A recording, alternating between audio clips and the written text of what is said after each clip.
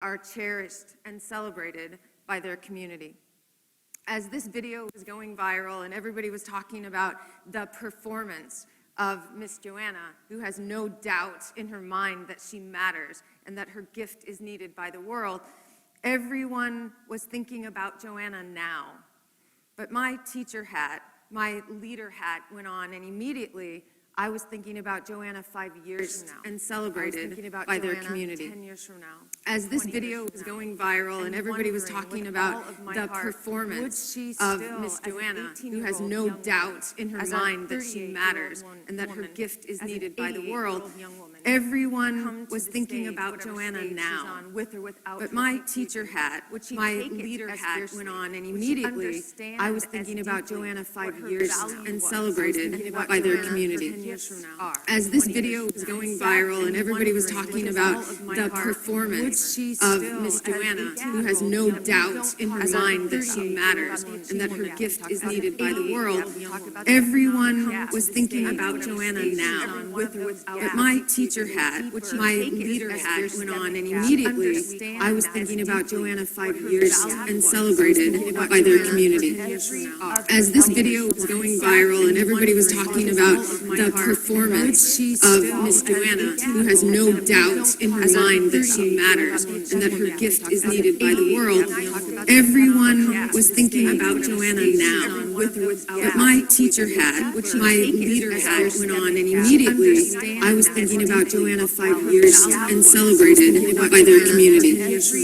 As this video was going viral and everybody was talking about the performance of Miss Joanna, who has no doubt in her mind that she matters and that her gift is needed by the world, everyone was thinking about Joanna now. But my teacher hat, my leader hat went on, and immediately I was thinking about Joanna 5 years and celebrated by their community. As this video was going viral and everybody was talking about the performance of Miss Joanna, who has no doubt in her mind that she matters and that her gift is needed by the world, everyone was thinking about Joanna now. But my teacher hat, my leader hat went on, and immediately I was thinking about Joanna 5 years and celebrated by their community.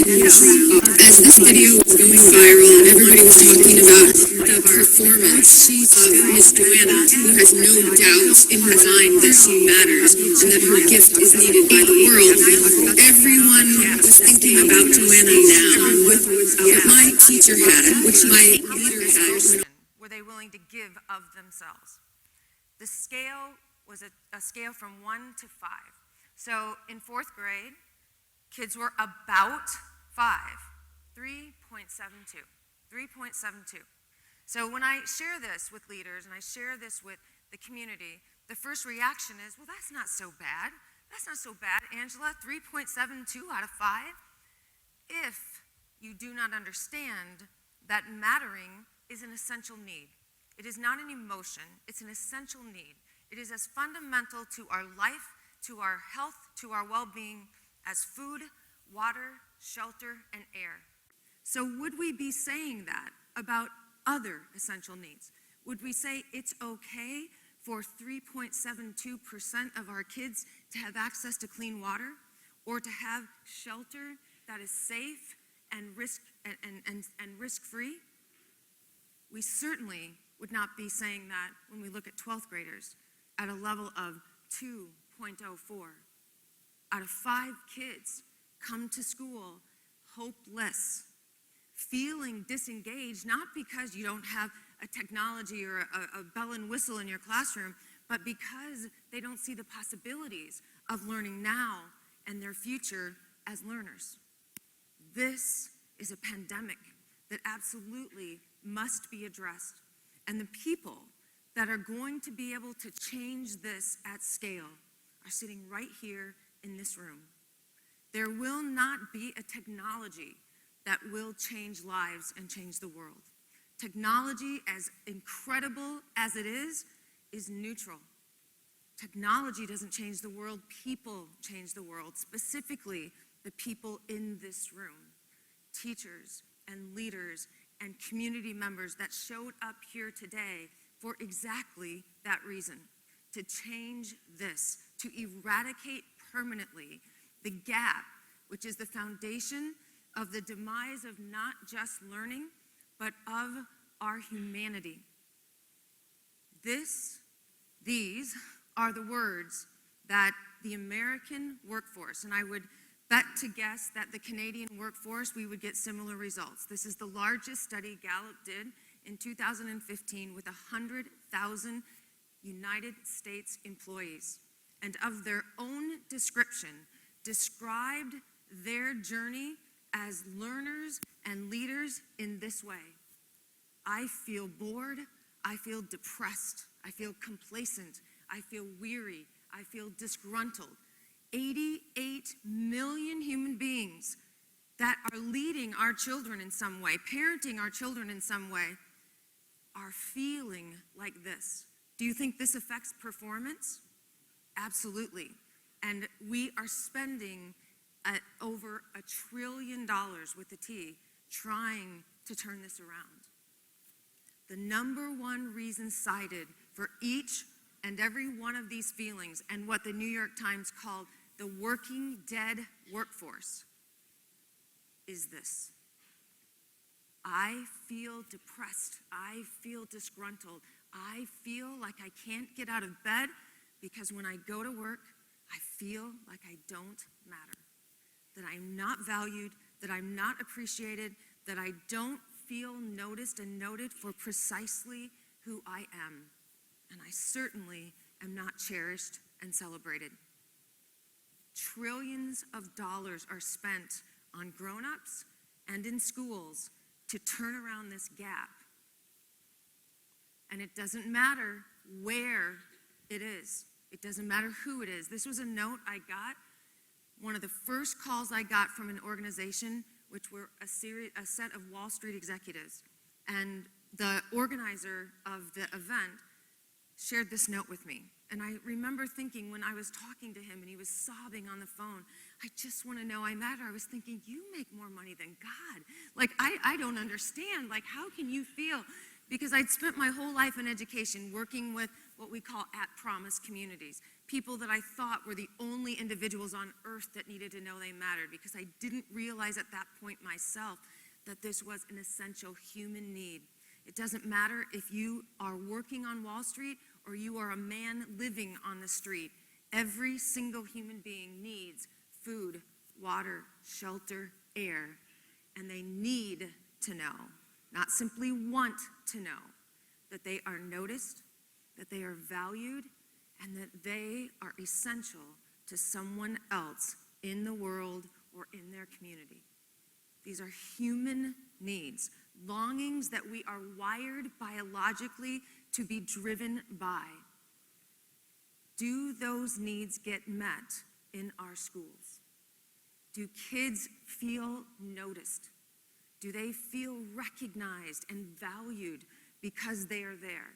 Do they know what their value is? I am so glad you came today. We need your adaptability. We need your kindness. We need your whatever it is.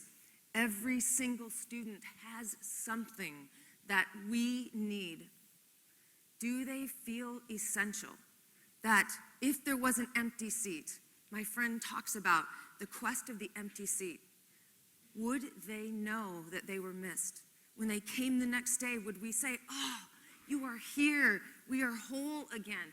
Yesterday just wasn't great because you weren't here. We kept looking at that empty seat thinking, wow, if Sam were here, thank you for coming back. We're ready to rock the world today because you are in our world today. This is not simply our agenda. This is the agenda of every human being, and we need to treat it as such. So this is sobering. This is startling, but this is not a surprise.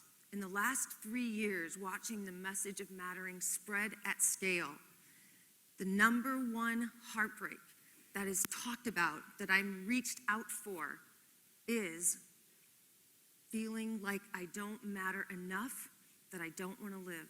People want to matter more than they want to live. And this is something we have got to talk about.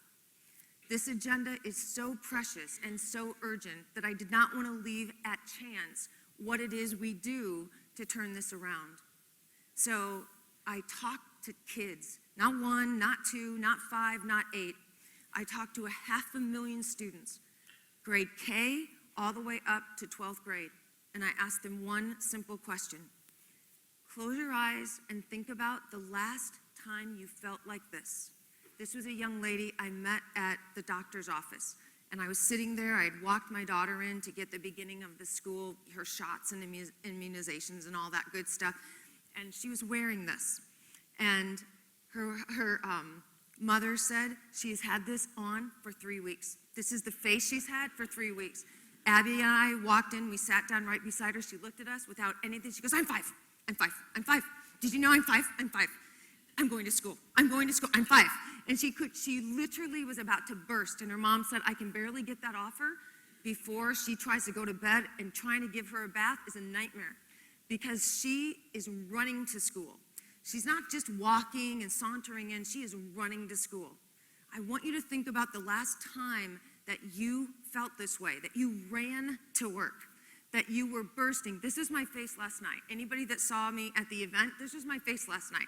They're like, are you excited about tomorrow? I'm like, I can't wait. I don't want to take a bath. I wore this to bed last night. I just cannot wait to get there. That's how I feel every day. This is a get to do.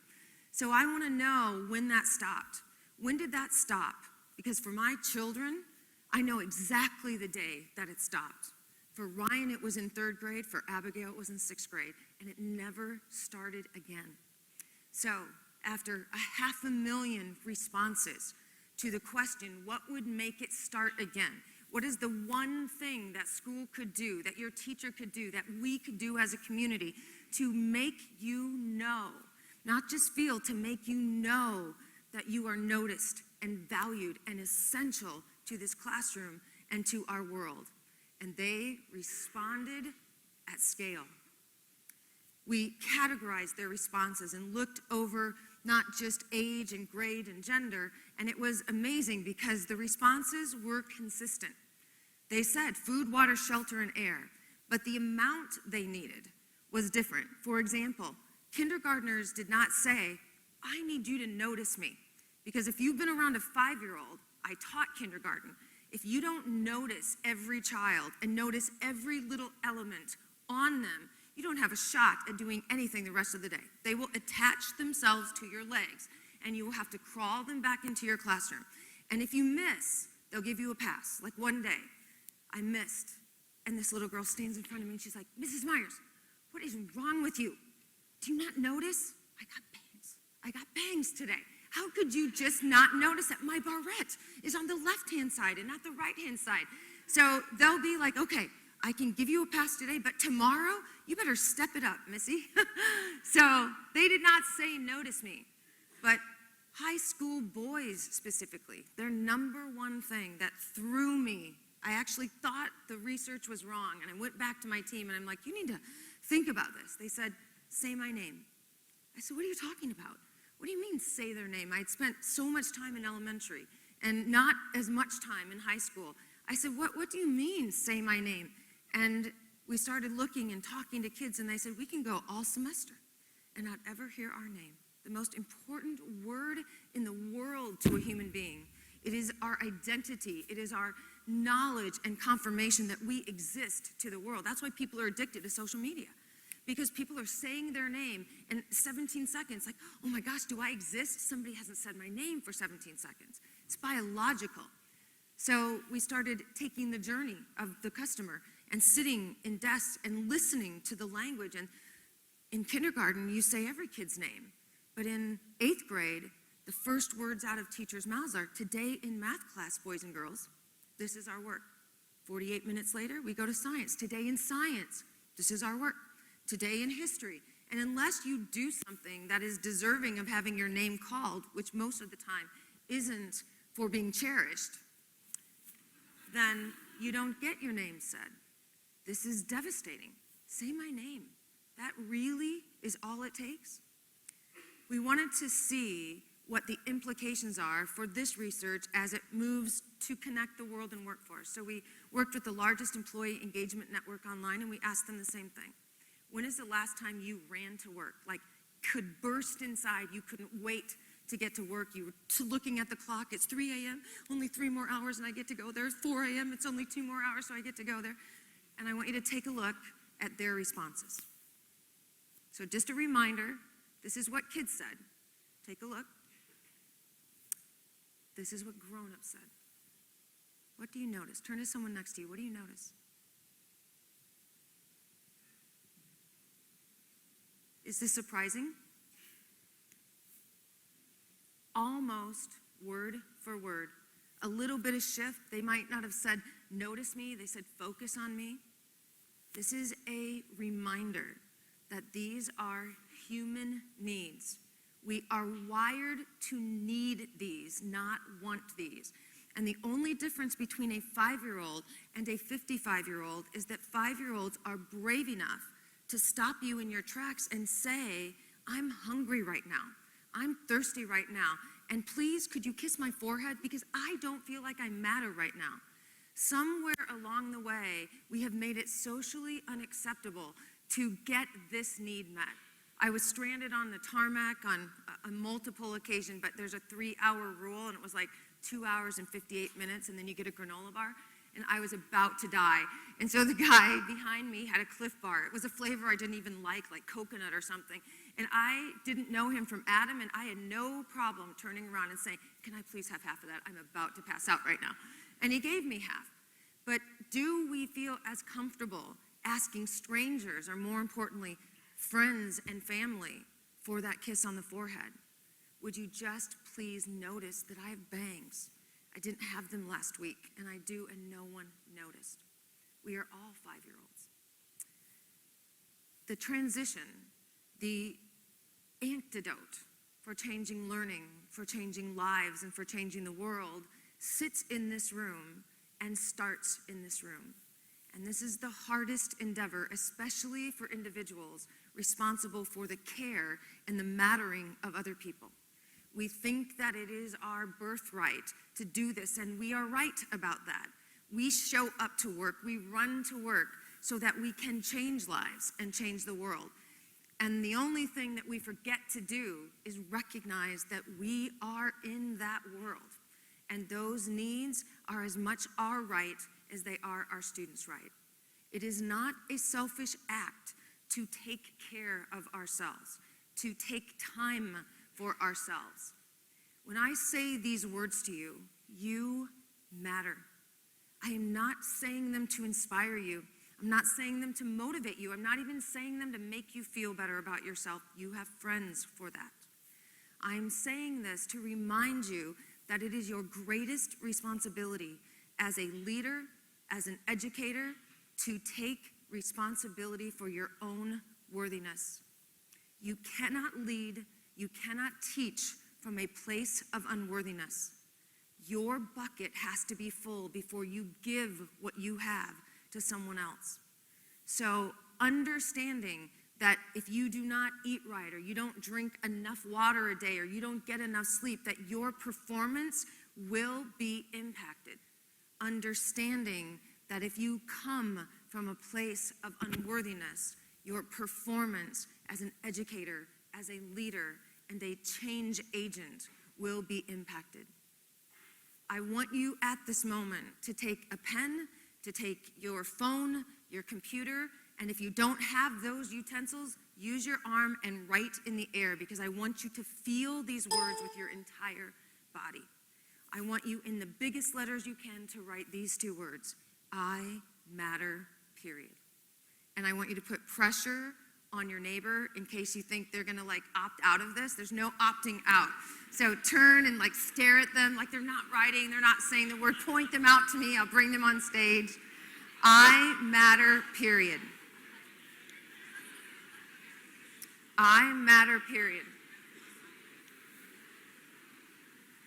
And on the days you need it, which are a lot of days, in parentheses underneath, write, I am enough, period. I matter, parentheses, I am enough, exclamation point.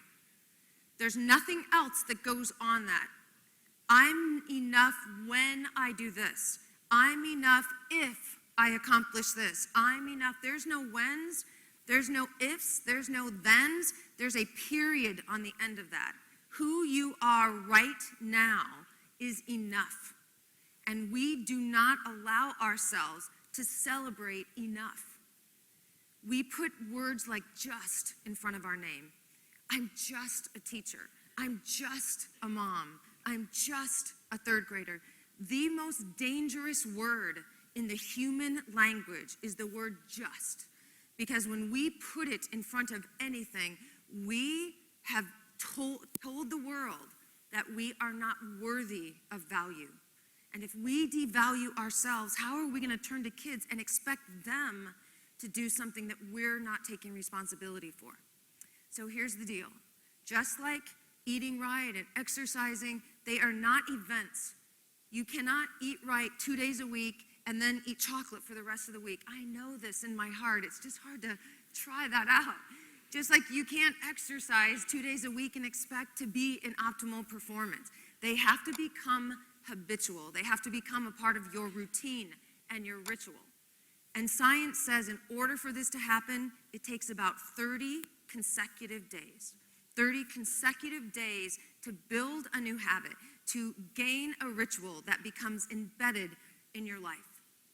So the words that you wrote today need to continue in whatever way for the next 30 days consecutively. I matter. I am enough. I am super. I am fabulous. I want you to use every adjective out there and show kids why thesauruses matter. I want this to become like brushing your teeth, because that's when you know that a ritual is actually a ritual. When you were 5, people reminded you, Abby, did you brush your teeth? Ryan, did you brush your teeth? I told you to brush your teeth. You can't go to bed without brushing your teeth. Who needs to be reminded to brush their teeth? It has become so ingrained in my life that if skipping brushing my teeth happen, even if you try to like put a Tic Tac in or something, you feel icky the whole rest of the day. I feel icky when I don't get a chance to brush my teeth. You need to feel icky when you have not practiced your discipline of worthiness. And if you don't, then you need to go back and find an accountability partner and go back to the practice. I'm dead serious about this. I don't care how silly you think this is. I don't care how quirky this is. You have to trust biology. You have to trust that we need to build this ritual in our lives if we want to take the role as leader, as teacher. Just to give you a model of what this ritual looks like, in case you haven't had a model, take a look. Look, I can be a shark. Now, my whole house is great. I can do anything good. I like my school. I like anything. I like my dad. I like my cousins. I like my aunts. I like my Allisons. I like my moms. I like my sisters. I like my dad. I like my hair. I like my haircuts. I like my pajamas. I like my stuff. I like my rooms. I like my whole house. My whole house is great. I can do anything good. Yeah. I can do anything good. Now, how's that? Better than anyone. You would not consider her arrogant. I trust that her performance is going to be fine today. I like my school. I like my kids. I like my haircut. I like everything about my life. And here's what's great about the brain. It operates on a principle of act as if.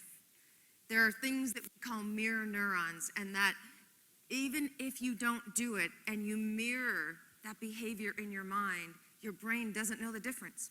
So it doesn't know the difference that you are leading from a place of worthiness. You have to act as if you believe those words fiercely and fully, even and especially on the days that you don't. And there will be days, minutes and moments that you don't. That's why it needs to be a discipline. And if you still think that your worthiness, that your understanding that you matter doesn't matter to kids, I want you to remember this story. This is Brandon Stanton. He's a young man passionate about photography, and he wanted to use his gift to change the world. And what he noticed about the world is there were people in it that didn't feel like they mattered, people that were invisible, and they lived on the streets of New York City. And he walked the streets of New York City, and he gave those individuals who felt invisible acknowledgement. He noticed them. He not only said their name, he wrote about their name, and he told their story. One of the individuals that Brandon encountered was a young man named Vidal. And Brandon was astonished that most of Vidal's openly essential needs, shelter, safety, food, water, were not existent. But Vidal had the essential need of mattering. The way he carried himself, his confidence, his fierceness, like Joanna's face. I matter in this world, and I'll get through and find the other essential needs. And Brandon was so astonished. He said, where do you get this confidence from? Where does this place and knowledge of your worth come from? He said, oh, that's easy. That comes from my principal, Miss Lopez. She won't put up with anything less. Like if we're moping around because we all don't have good stuff outside, it's like, I don't care what's on the outside world. You are here to be educated, young man. You stand up, you look at me, and she'll pull them into the office if we're messing around, and she'll look us straight in the eyes, and she will say to us, you matter, Vidal. You stand up and act like that and own that. And then we all start walking straight because she's not going to take any crap from any of us. And he just went on, and he was telling this amazing story, and Brandon's writing and writing. And his little blog is read by about 20 million people. So when Brandon published the story of not just Vidal, but of Mrs. Lopez and her impact on this young man in horrendous circumstances, Mrs. Lopez was out with her daughter. And she had asked her daughter for dinner, and her phone started blowing up. And she found out it was about a student, and she said to her daughter, I just can't hear it. I can't handle this tonight because I got to tell you something. And so she ignored the messages and thought, well, it's, not Kim Kardashian is not killing the internet, I am. And she started recognizing that the blog on Brandon's site, Humans of New York, went viral. She was whisked off to the Ellen Show and whisked off to meet the president. And after her whirlwind tour and her slight part of fame, this is where the story really gets good. She pulled all of her staff together, all the students together, and she stood in front of them and shared what very few of us share out loud and in public. That night that she went with her daughter, she was actually talking with her daughter because she was going to retire. She was going to quit early because she didn't feel like she mattered. She didn't feel like she was getting through to the Vidals in her school and in her community. Years and years and years of trying. At the end of the day, it was her worthiness that almost took her away from work and almost took her away from lives. She never ever heard from a single kid that what you did, how you acted, how you made us be disciplined in our worthiness made a difference. And you may never know either, but I want you to understand that our community, our world, cannot lose a single Miss Lopez. It cannot lose a single one of you. Our kids cannot afford it. Our world cannot afford it. And the number one reason we're losing teachers and we're losing great leaders is because they don't feel like they matter. And I wish I could say your kids will tell you you do. Your parents will tell you you do. The world will tell you you do, but that is not truthful. The reality is you must know that you matter on your own. You cannot wait to hear it from someone else. You must recognize that as a leader, that is your number one acceptance. That you do matter. That you do have something that your kids need, that the world needs, and you bring value to their room and you bring value to this room. Please leave knowing that. I've watched these two words and the epic transformation that happens when individuals whether they be young Joannas or they be bigger Mrs. Lopez's, when they fully recognize and value the power of these two words, the power as it relates not just to emotion, but to performance. There's no way to put words on what I witness. And I really believe that if I didn't have Twitter and I didn't see this happening in 140 characters, I too would doubt that two words with trillions of dollars spent on education reform and trillions more spent on employee reform, that two simple words could have the power to change lives and to change worlds. And so I want to give you a glimpse into my proof that that is exactly what is happening right now. Oops, sorry.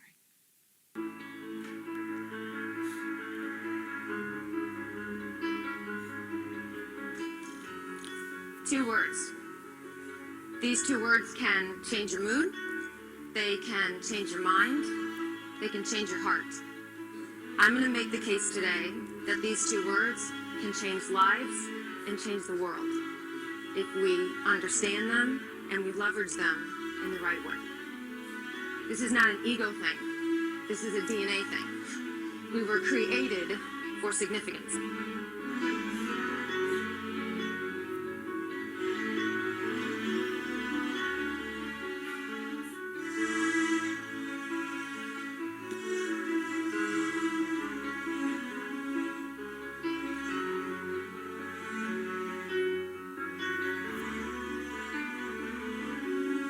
I matter.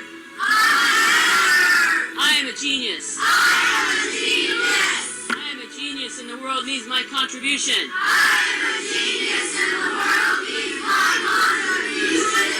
Awesome. Go have a wonderful afternoon.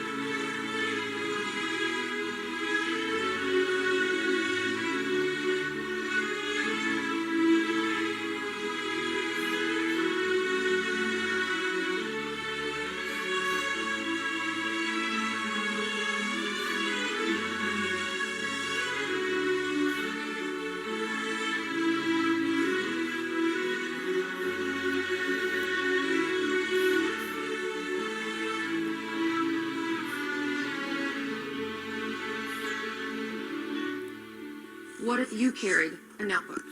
What if you made it a point to go back to your place of work or to your neighborhood or at the grocery store today and you make note of what you noticed? How indispensable it was, how genius it was, how significant it was. It changes people. And what I found at the school, it changes a culture by just simply noticing 30 seconds a day.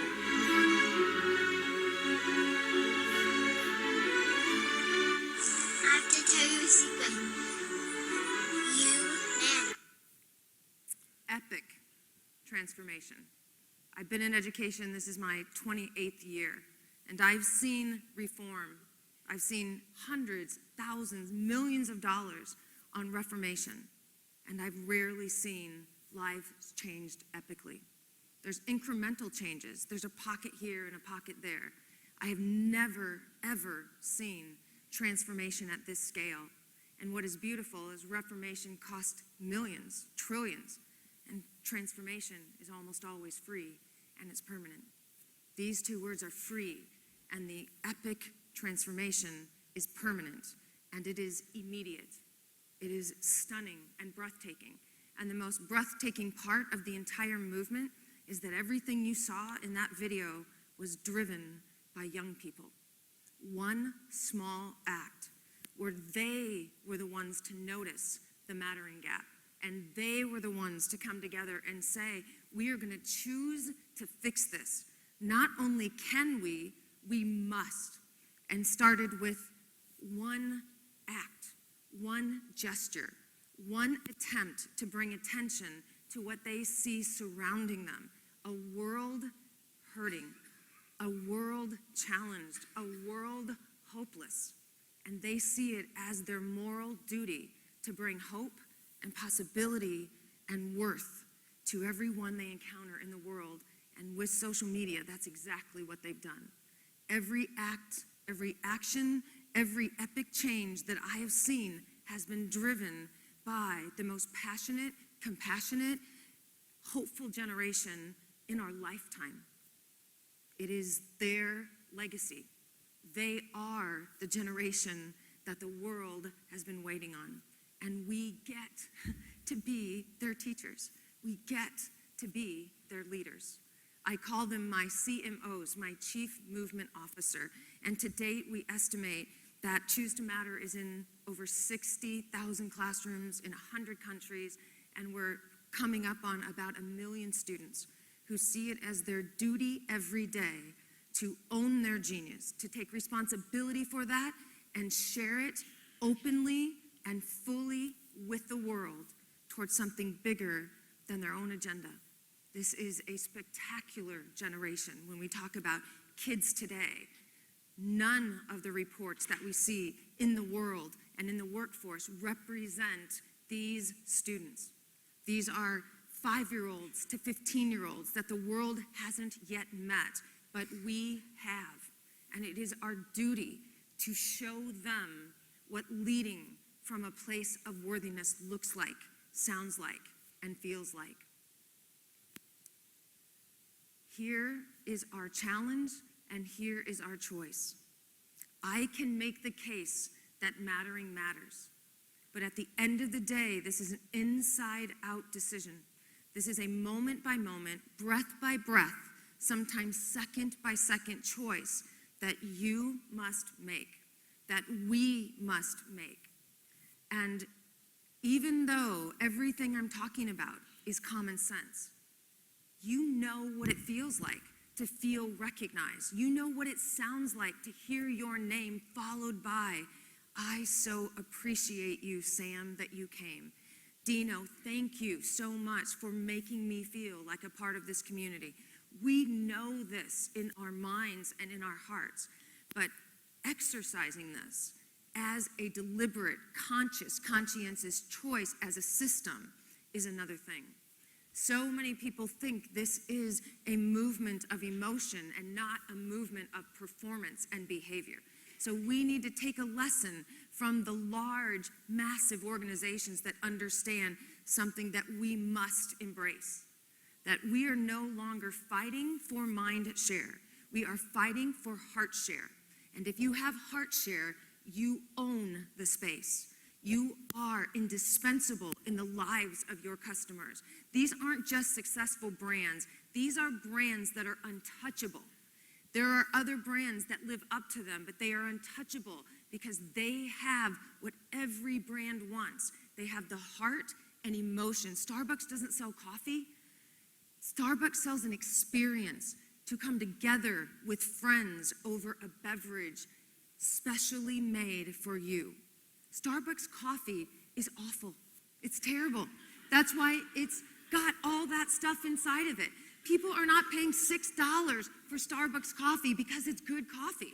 They're paying $6 for coffee because they're going to be a part of an experience that is countable, that they can count on no matter what Starbucks they go in. It will be a replicated experience. One of the greatest leaders in this movement of mattering is the Disney Corporation. We think that Disney is just automatically magical. When you say the word Disney, people say magical. Disney is not magical by accident. There is nothing accidental about Disney. The color of the blades of grass, the tint of green in the parking lot is an element that Disney obsesses over. Disney is magical at the molecular level. Listen to their theory. World-class service is not simply a matter of having nice people around in cute costumes. It is an all-encompassing approach and business decision. Everything that a customer sees, hears, touches matters. Everything speaks, everything matters. Imagine if we took it upon ourselves to create deliberately a magical experience for our students. Understanding that everything speaks, that what we put on our signs, that what we combine on our walls, what we put out to our students and to the world speaks volumes, not about what we do, about who we are. 28 years ago, somebody gave me a sticker when I graduated that said, your students don't care what you know, they only care that you care.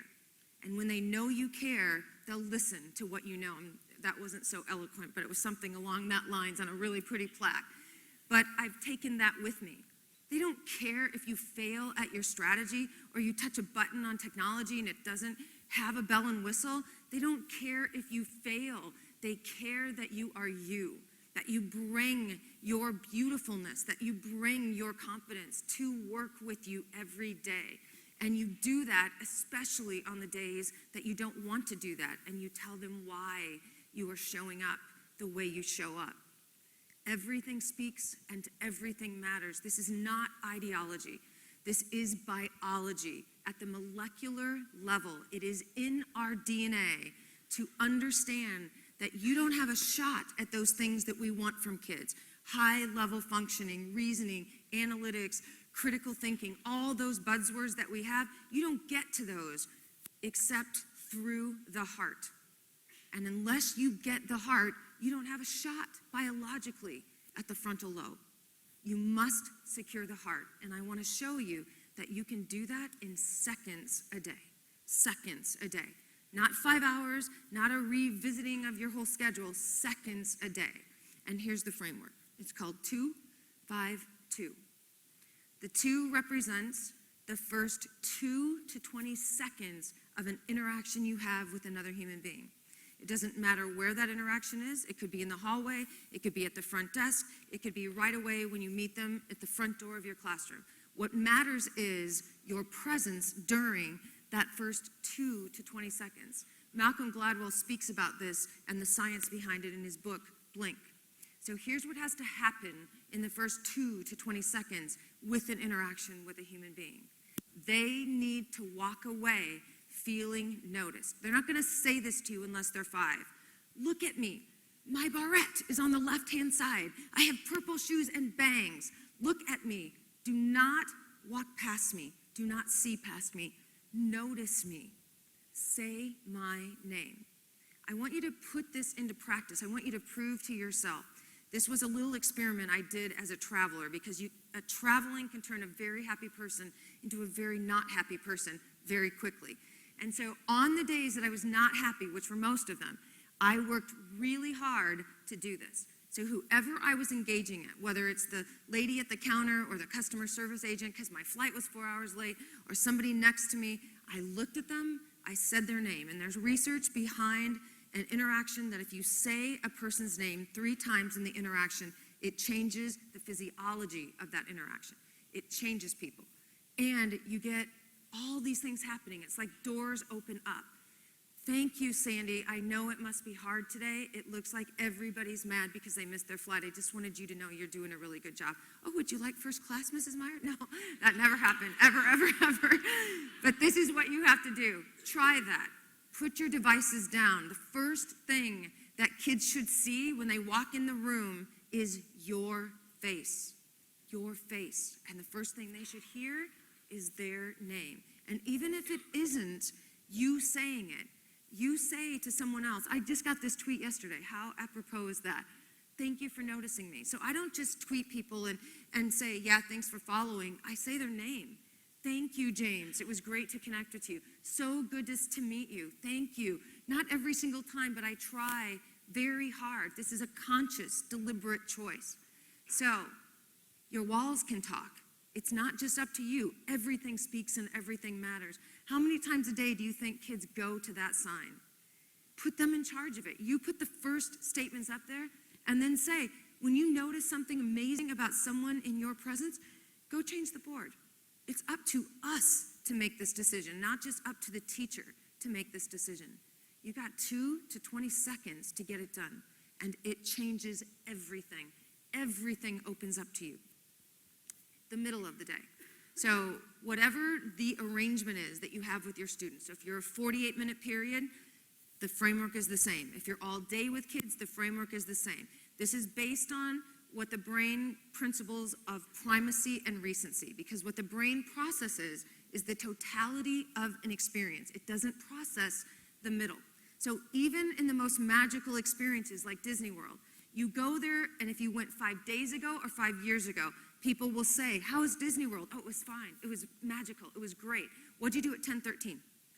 And really, unless like somebody threw up on you at the Small World ride, you will not know what you did at 10:13 because your brain does not record, does not mark, and does not process unless emotion is there. Something drastic out of the norm happens. It remembers how you felt. So the beginning and end of the day, the 2 to 20 seconds at the beginning and the 2 to 20 seconds at the end, this is bonus. So I want to say that this was a miraculous neurological, understanding that I discovered in my research, but it was my first year teaching 28 5-year-olds, and every one of them wanted me to notice them at the same time. Every one of them. I tried that for a week, and then I collapsed, and I finally brought them in that next Monday of the second week, and I sat them all down, and I said, okay, I can't do this, you guys. I cannot do this. I cannot keep track. I know that you're awesome. You matter. You are wonderful, but I cannot pay attention to you all at the same time. So you 5 kids can only be awesome on Monday. You're the Monday kids. Tuesday, you 5 kids on Tuesday. Wednesday, you 5 kids on Wednesday. And I literally made a list, divided it. And what I tried to do is I promised that on Monday, I would meet with 5 kids, 1 minute each, and I would work and strive to give them a lasting compliment, to show them that who they were right now mattered. Not correcting their papers, not coaching them, not guiding them. I'm not trying to fix them in that minute. In that minute, my gift to them and your greatest gift to another human being is your presence. And it doesn't seem like a long time, but being fully present with another human being with no other objective than to shine a front row light on their brilliance and give them a seat to it is a discipline. And so during those minutes, I started writing down what I noticed. You matter. I so appreciate how hard you work. You matter. It is inspiring to see the way you keep adapting and trying new things. Your imagination is spectacular. It is critical during this that the compliment is to who they are, not what they know and not what they do. And what started to develop was an entirely new syntax for the way we worked together, because my words became our words. They started talking to each other differently. They started noticing each other differently. Parents were saying, you would not believe what my child said last night. You would not believe the note that was left on my bedside. This language of mattering is the language of humanity. It is the language of learning, and it, like any other language, is something we need to immerse our kids in and immerse ourselves in so we become fluent at understanding how critical these words are to life and to performance. I'm not a sports girl, although I'm learning to like hockey because I love Canada. So I'm learning like hockey's a big deal to you guys. So this is the Kansas City head football coach. His name is Bill Snyder. And, he's a busy guy. So a lot of times I hear, I'm too busy for this. I'm too busy. I can't even find 5 minutes. Find 2 minutes. Pick 2 people a day. Pick 1 person a day until you build the stamina. Everything that Bill Snyder did, he did in writing. And he wrote these personal letters, really explicit, to his players. And he wrote them to players of the opposite team as well. Here's what's important. That is his legacy. It isn't how he coached. It isn't the performance he garnered. It's how he garnered that kind of performance, that kind of loyalty, that kind of commitment from not just the kids on his team, but people from the opposite team. These words transcend enemies. These words transcend the world. And these words should be a permanent part of our vocabulary. And we can practice them 1 kid, 1 person at a time. Think about this. What would this mean to you to receive a note like this? Would you throw it away? Would you toss it aside with all your other paperwork? Or would you feel morally obligated to pass it on and do this for someone else? That's how the message of mattering changes lives and changes the world. 2 words at a time. The last 2 minutes of the day. 2, 5, 2. Same principle. 2 to 20 seconds at the end of the day, no matter how miserable, how hard, how challenging the middle of the day, how they leave you defines on whether they'll run back to you on Monday or they'll hang on in bed for 5 more minutes. So one of the things that's really important is that I want to remind kids that our worthiness and our moments of gratitude and our moments of appreciation, we call these worthy of the world moments or wow moments, are not big things. They're always small, sometimes invisible gestures. So at the end of every day, at the end of every conversation, this is how we reflect as a team. Not what did we do wrong, what do we need to do the next day? What was your wow moment today? That's a common question, especially when it's been a rough week. Tell me 3 wow moments right now. We're not going on as a team. Tell me 3 wow moments. Because what you find is no matter how miserable the day is, because it's easy to wrap the whole day into that last emotion, especially if it's emotion coming from exhaustion or frustration. But as you consciously look back, you will find a moment, a breath, a second, a gesture, and they will be something little, a smile, a pat on the back, something that made you laugh, an opportunity that you got to meet or learn from somebody. Those moments are what gives us hope. This is the practice of hopefulness. This is the practice of possibility. And we need to be practiced in a hopeless world to see hope when everyone else talks about what is the opposite. So these are what we call our wow moments. 2, 5, 2.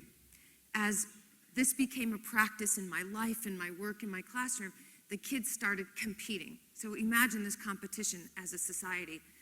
They sought to be someone's wow moment. We call it becoming someone's somebody. I want to be the reason someone in my community smiled. I want to be the reason they ran to school the next day. I want to be the reason they got through and said thank you. I want to be their hope. We can't be somebody every day, but my gosh, setting that as a bar for ourselves as a human being changes every action that you take during the day. What if everybody got up and said, it is my mission today to be somebody, to be their hero, to be their reason for showing up again. Even if you fall short, you become a very different person and a very different citizen. Be someone's somebody. 2, 5, 2. This is no excuse. There's no excuse that we don't have enough time to do this, we don't have enough money to do this, we don't have enough training to do this, we don't have enough whatever. This literally is a conscious totality at the minimum of 4 to 40 seconds a day. 4 to 40 seconds to fundamentally, epically change lives, change learning.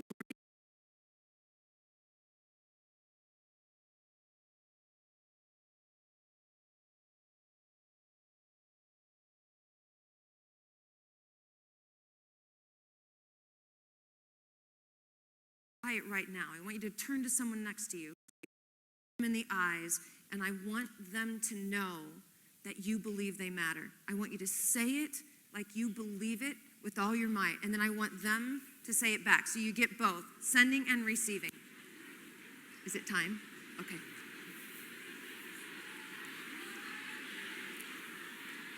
Dino, do I have 1 minute?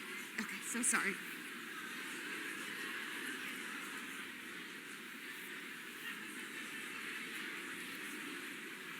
With my voice, but with the voice of our students, and I know I went over, and I'm so sorry. I'm going to come back. I know. I just want you to hear this. If we do this, you can expect great things. Dear world, I want you to know I matter. You can expect great things. Yes. Thank you, thank you, thank you. I'm so sorry I went over. Thank you, thank you. Shoot. Thank you. I'm so sorry. No worries. Thank you, Angela, and thank you, everyone, for this. Just so you reflect on, whenever I hear Angela speak, there's a few things that always come out of it. And for me, it's I like to change the words now, at risk to at potential. And if not us, then who? And if not now, then win.